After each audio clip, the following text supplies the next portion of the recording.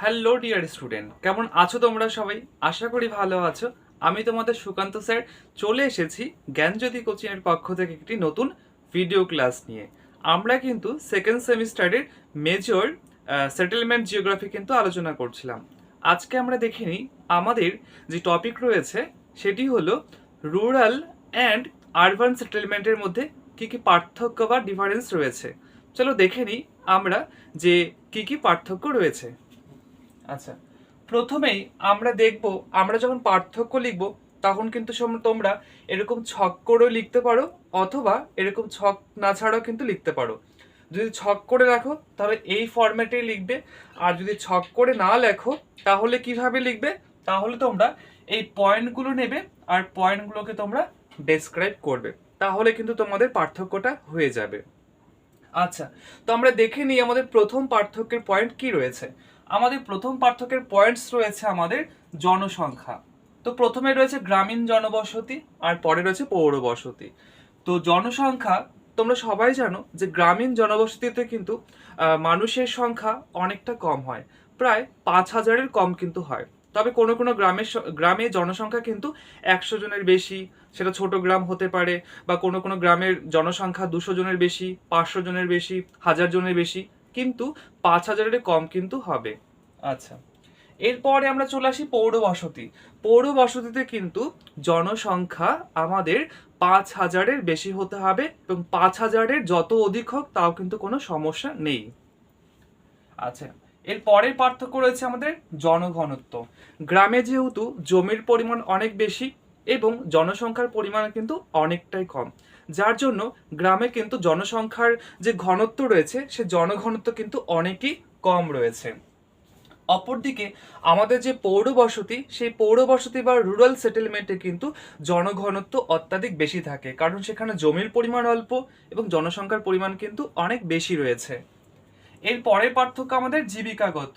গ্রামের বেশিরভাগ মানুষ বা ব্যক্তিরা কিন্তু কৃষিজীবী হয়ে থাকেন, মৎস্যজীবী হয়ে থাকেন, অর্থাৎ তারা প্রাথমিক স্তরের অর্থনৈতিক কাজে কিন্তু তারা বেছে নিয়েছেন। অপরদিকে আমাদের পৌর বসতিতে কিন্তু জনসংখ্যার বেশিরভাগ অংশই কিন্তু তারা বিভিন্ন প্রতিষ্ঠানের ক্ষেত্রে, বিভিন্ন দ্বিতীয় তৃতীয় চতুর্থ পঞ্চম স্তরের কাজের সঙ্গে কিন্তু যুক্ত রয়েছে। এর পরে রয়েছে আমাদের আয়তনগত। গ্রামের আয়তন কিন্তু খুব একটা বড় হয় না, ছোট আয়তনের মধ্যে হয়, কিন্তু শহরের বা পৌরবসতির আয়তন কিন্তু বিশাল হয়। যেমন আমরা কলকাতা, যেমন আমরা শিলিগুড়ি, যেমন রায়গঞ্জের কথা আমরা জানি। এর পরের পার্থক্য রয়েছে আমাদের শিক্ষার সুযোগ। গ্রামে যেহেতু বাড়িঘরগুলো অনেক ফাঁকা ফাঁকা হয়ে থাকে, লোক সংখ্যার পরিমাণ অনেকটাই কম, সেহেতু সেই সমস্ত এলাকায় কিন্তু শিক্ষার সুযোগ অনেকটা কম থাকে। গ্রামে কিছু পরিমাণে প্রাইমারি স্কুল দেখা যায়, কোনো কোনো গ্রামে হয়তো একটা দুটো হাই স্কুলও থাকতে পারে, কিন্তু শহরে বা পৌর বসতিতে কিন্তু প্রাথমিক বিদ্যালয়, হাই স্কুল, কলেজ, অফিস আদালত, ইউনিভার্সিটি কিন্তু প্রচুর বেশি পরিমাণে থাকে। এই জন্য গ্রামে শিক্ষার পরিমাণটা বা শিক্ষার যে সুযোগ রয়েছে সেটা অত্যন্ত কম, অপরদিকে শহরে কিন্তু শিক্ষার সুযোগ অনেকটা বেশি রয়েছে। এর পরের পার্থক্য আমাদের সাক্ষরতার হার। গ্রামে যেহেতু বেশিরভাগ মানুষ কৃষিজীবী, কৃষি অর্থনীতির উপরে নির্ভর করে তাদের পরিবার চালায়, যার জন্য গ্রামে দেখা যায় যে যেসব পরিবার রয়েছে তাদের সন্তানের সংখ্যা কিন্তু অনেকটা বেশি রয়েছে। তো এতগুলো সন্তানরে তারা কি করে পড়াশোনা করাবে, যার জন্য কিন্তু গ্রামের বেশিরভাগ মানুষ তারা কিন্তু শিক্ষার একটা পিছিয়ে রয়েছে। তাদের সন্তানকেও কিন্তু তারা ওই কৃষি জমি বা তাদের পিতামাতারা যে কাজ করেন সেই কাজের সঙ্গে নিযুক্ত করেন, যার জন্য কিন্তু আমাদের গ্রামে সাক্ষরতার পরিমাণ বা হারটা কিন্তু অনেকটা কম রয়েছে। অপরদিকে শহরের কিন্তু সাক্ষরতার হার অত্যাধিক বেশি রয়েছে। এরপরে বসতির প্রকৃতি।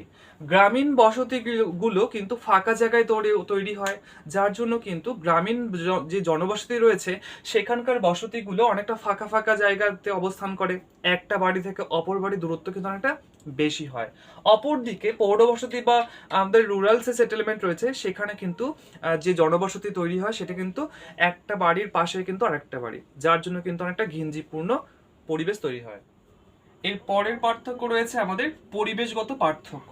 গ্রামের পরিবেশ কিন্তু শস্য শ্যামলা সবুজ মাঠে কিন্তু থাকে, আর গ্রামে কিন্তু পুকুর পুকুর নদীনালা, বিভিন্ন হচ্ছে জলাশয় কিন্তু থাকে, যার জন্য গ্রামের পরিবেশ স্নিগ্ধ হয়। অপরদিকে শহরে কিন্তু প্রচুর বড় বড় অট্টালিকা, কংক্রিটের বাড়ি, পাকা রাস্তাঘাট, এই জন্য কিন্তু শহরের পরিবেশ অত্যন্ত ঘিঞ্জিপূর্ণ হয়। এরপরে বিদ্যুতের ব্যবহার। গ্রামের বেশিরভাগ মানুষ কিন্তু বিদ্যুতের ব্যবহার খুবই কম করে থাকেন, কিন্তু শহরে বিদ্যুতের ব্যবহার অত্যাধিক বেশি। শহরের প্রত্যেকটি যন্ত্রপাতি, ইলেকট্রনিক্স, তারা গরমের দিনে এসি ব্যবহার করছেন, ঠান্ডার দিনে হিটার ব্যবহার করছেন। তাছাড়া ওয়াশিং মেশিন থেকে শুরু করে কিন্তু আধুনিক জীবনযাত্রা অভ্যস্ত। এই জন্য কিন্তু শহরে বিদ্যুতের ব্যবহার অত্যন্ত বেশি। এরপর হচ্ছে চিকিৎসা। গ্রামে হাসপাতালের সংখ্যা খুবই কম, এই জন্য গ্রামে কিন্তু চিকিৎসার ব্যবস্থা একেবারেই অনুন্নত ধরনের। কিন্তু শহরে কিন্তু চিকিৎসার ব্যবস্থা খুবই উন্নত, বড় বড় হাসপাতাল থেকে সুপার স্পেশালিস্ট হাসপাতালগুলো রয়েছে। এরপরে যোগাযোগ। গ্রামে যোগাযোগের মাধ্যম হচ্ছে কাঁচা সড়ক পথ, যেখানে আর কি পায়ে হাঁটা পথ থাকে। আর শহরে কিন্তু পাকা রাস্তাঘাট রয়েছে। এবার সামাজিক সম্পর্ক। গ্রামের প্রত্যেকটা মানুষের সঙ্গে কিন্তু সামাজিক সম্পর্ক অত্যন্ত সুমধুর হয়, সামাজিক সম্পর্ক অনেকটা বেশি হয়। কিন্তু শহরে কিন্তু এই সামাজিক সম্পর্ক অনেকটা অধঃপতন দেখা যায়। বিনোদন।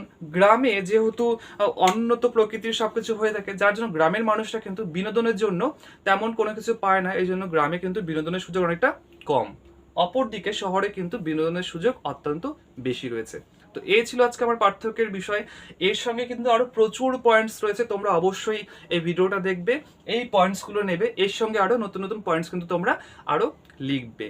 আমার আমার যদি এই ক্লাসটা তোমাদের ভালো লেগে থাকে, অবশ্যই আমাদের কোচিংয়ের সঙ্গে যুক্ত হও। আমাদের কোচিংয়ের সঙ্গে যুক্ত হওয়ার জন্য তোমরা নাম্বারে অবশ্যই যোগাযোগ করবে, সেটি হচ্ছে 6295916282 7076398606। আমাদের কোর্স ফি একেবারেই সুলভে রয়েছে, মাত্র 999 টাকায়।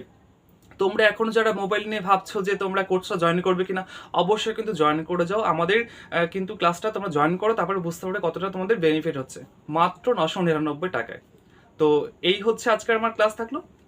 দেখা হচ্ছে পরে নতুন একটা ভিডিও নিয়ে। ভিডিওটা ভালো লাগলে অবশ্যই লাইক করবে, কমেন্ট করবে, আর ভিডিওটা শেয়ার করে দাও।